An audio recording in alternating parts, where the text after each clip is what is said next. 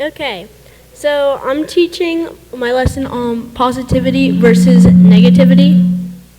Okay. Okay, so we can start. You can go to the next slide. Okay. So God performed miracle after miracle and blessed the Israelites day in and day out, but nothing was good enough for them. So instead of being grateful and positive about that they were set free from Pharaoh, they were caught in a negative mindset.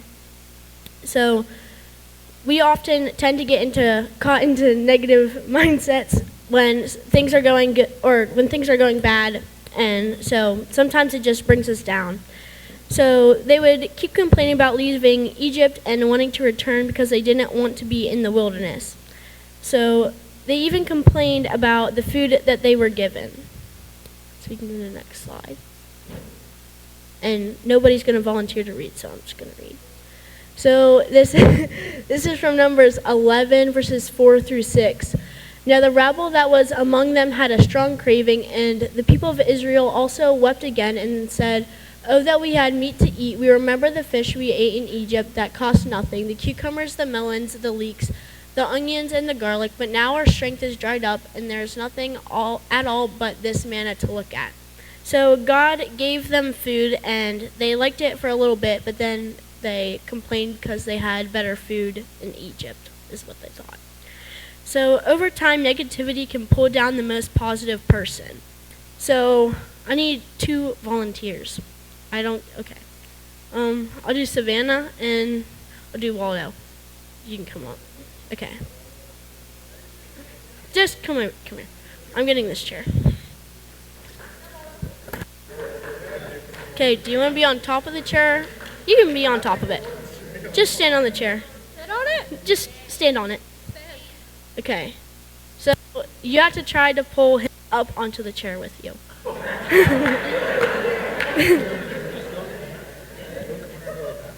Oh. No. She has to pull you up. She has to pull you up. Like, say she's on the chair, she has to grab your arm and try to pull you up. Okay. So, yep. Try to pull her up, and then you pull her down at the same time. Okay. Okay, switch, I guess, if you want. Okay, now.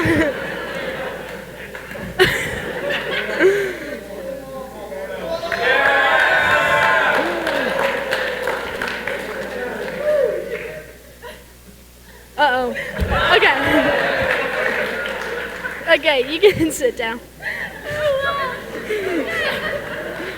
Okay.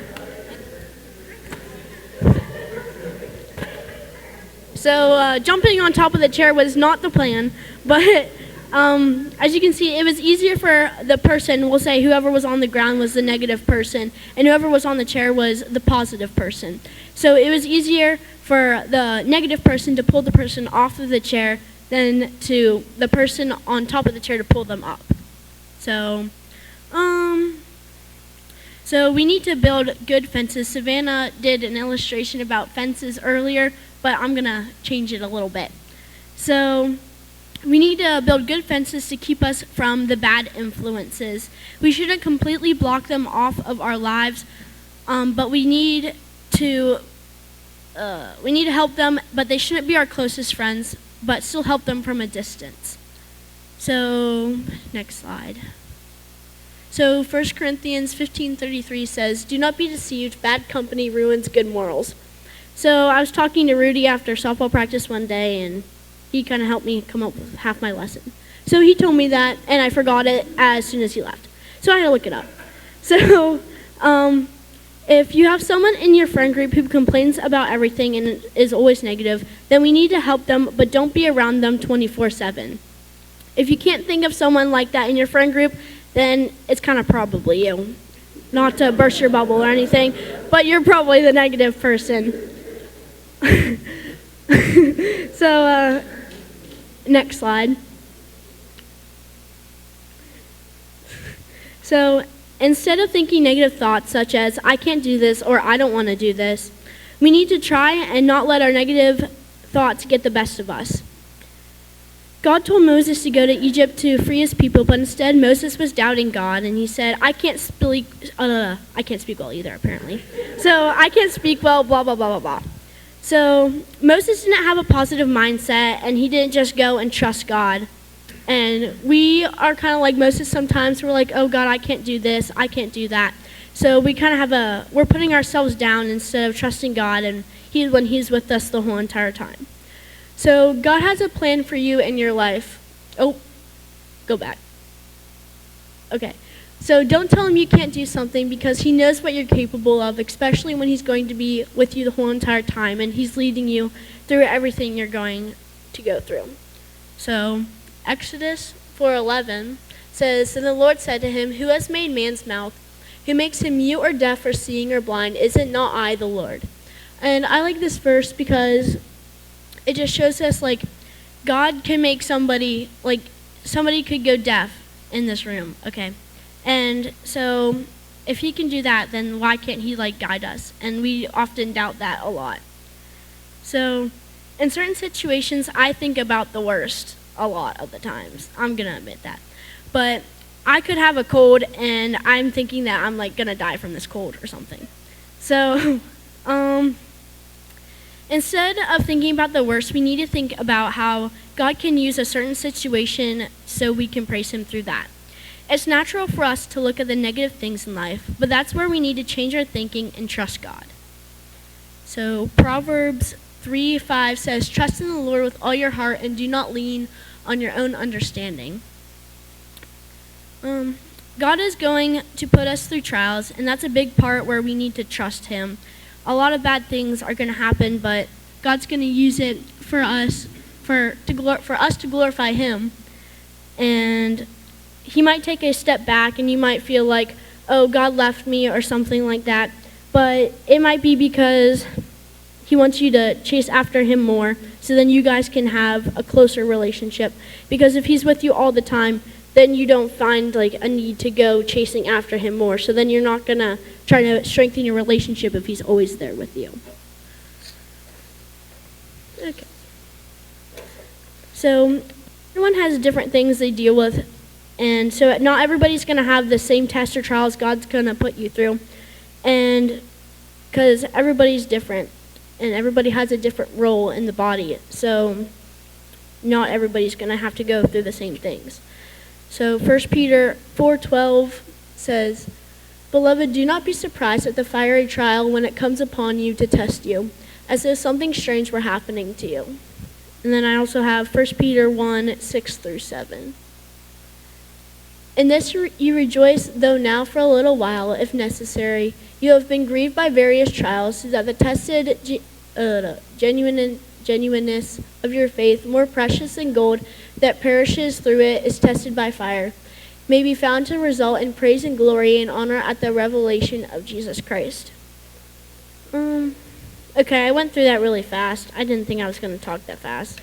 But we can do more demonstration with the chair. So we can do more volunteers. I'll do, you and Jude can come up. Yeah, this took a lot longer when I was practicing it, but I talk fast when I'm nervous, so we're gonna compromise. Okay. Yeah, this is not going as planned, but it's okay. So you can stand on the chair. Yeah. Oh, 2 chairs. Jude, that's a little dangerous. Okay. So try to pull Jude on top of the chair.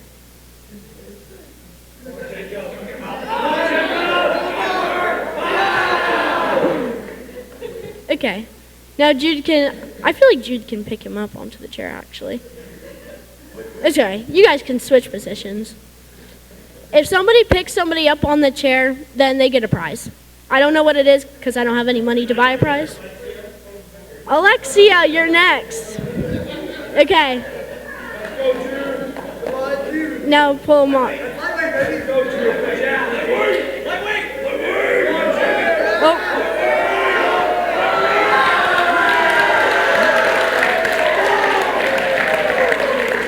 Okay.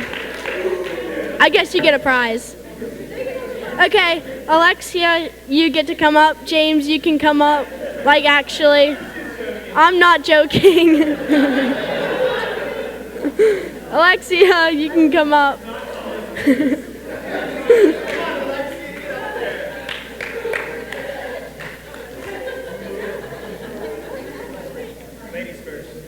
Oh.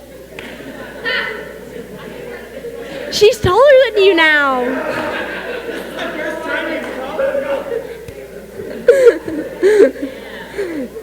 Oh, she just almost fell. Anyways. Okay, Alex. Oh, we're switching. Okay. Give me your hands or something. I don't know. Oh. I think you kind of assisted. He only needed one arm to do that. Alexia, hit the gym. So, oh, sorry. I shouldn't have said that. Guys, tell me something to do. Does anybody have questions? Oh, that was bad. Ryan, what's your question? Oh, I thought it was going to be a silly question. I picked this topic because I think it's something we struggle with every day. It's something I struggle with especially, and just trying to be positive filled with a bunch of people who are negative. So I'm kind of telling myself to be positive through this too. Yes. Oh, wait. Okay, I forgot, but there's a hidden thing in this whole entire slideshow to make you pay attention. Hey, shh, don't say the answer. So, shh. So if you get it right, you get a prize. JC, what is it? Somebody get JC a prize. Okay, whoever said a fish gets Lily gets a prize too. So does, what? That's a good segue into we could fish. Yes. Oh yeah, there's a video up here of, yeah, okay. So, okay. So for school we're doing this dance-a-thon thing. Yeah, pause. You're not Anyways. taking permission. Okay, so that was just for pure entertainment. So for our school, we're doing this like water assassins thing, and I was Savannah's target. I was in the shower, okay, and Savannah comes to my house, waits there for like 20 minutes, and comes in and shoots me in my bathroom. So that was just for entertainment, and I told Ryan not to look at it ahead of time, so he had no idea what it was. I was getting shot with a water gun. Hey guys, don't try that to me, okay? Yeah. 2 songs. Oh, so the band can come up. Okay, because I have nothing left for the past like 10 minutes.